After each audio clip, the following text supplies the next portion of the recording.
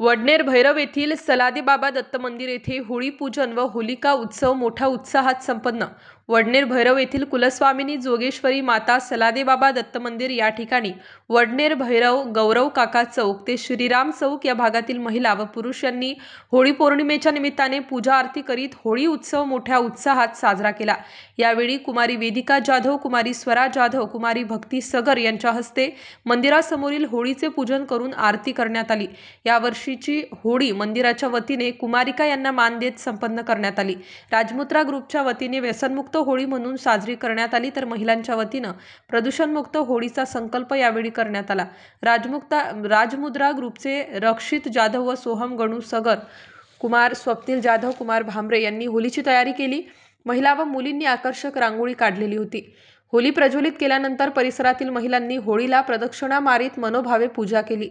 राजमुद्रा ग्रुपच्या वतीनं सलादेवा दत्त मंदिर येथे व्यसनमुक्त हा संदेश देत व्यसनमुक्त होळी साजरी केली। याबद्दल श्री सुरेश सलदे यांनी राजमुद्रा ग्रुपच्या वतीने राजमुद्रा ग्रुपच्या सर्व कार्यकर्त्यांचे सुरेश सलदे यांनी राजमुद्रा ग्रुपच्या सर्व कार्यकर्त्यांचे आभार मानले।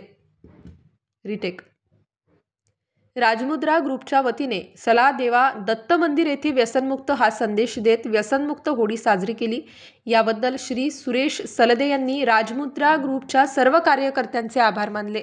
स्टार न्यूजसाठी मोहसिन पठाण, नाशिक।